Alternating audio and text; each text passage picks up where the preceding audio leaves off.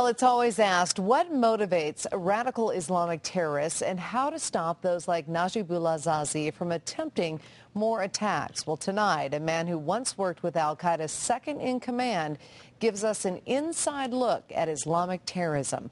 Fox 31's Leland Bittert is here with this story, and sounds like an amazing one, huh? It was an unbelievable, and very insightful, very thoughtful, very fact-based. We had 15 minutes together. I wish we had had an hour together. We could have talked the whole time. Here's a man who was radicalized in the mosques of Cairo, who offered to go fight with the Mujahideen in Afghanistan, but when faced with the prospect of killing a policeman, he simply couldn't do it. From then on, Dr. Hamid has dedicated his life to fighting Islamic terrorism, and his basic lessons are that they will only understand force and that jihadists are radicalized beyond anything us Westerners can understand.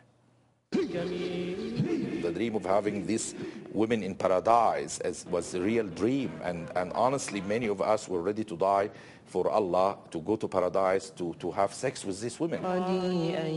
And once you join them, a process of brainwashing starts to happen to you. So initially, they suppress your critical thinking. Then they suppress your human conscience. Then they use fear of hell in a way that makes you afraid of thinking or disobeying them. This is where Tawfik Hamid would have ended up, the terrorist training camps in Afghanistan.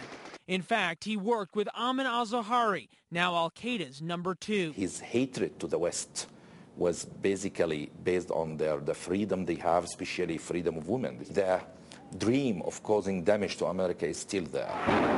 Of course, 9/11 was the major turning point for America's fear of terrorism, but lately it has been homegrown in cases like the Fort Hood shooting and Denver's Najibullah Zazi. Najibullah Zazi, for example, can get education through the mosques, through the internet. The number of terrorist attacks in 2009 dramatically increased. This is partially because, if not mainly because, the terrorists perceived some actions from the government as elements of weakness. Now, of course, as America attempts to fight radical Islam, he says we have to keep in mind that it's not us that will have to change, but we must force the jihadists to change, both through force and through psychological warfare. He's in town for another couple of days giving lectures, and you can find out where he is by visiting our website, kdvr.com. Libby?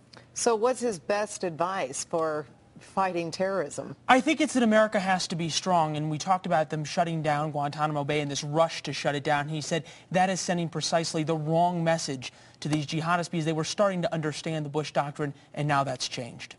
Okay. Thanks, Leland.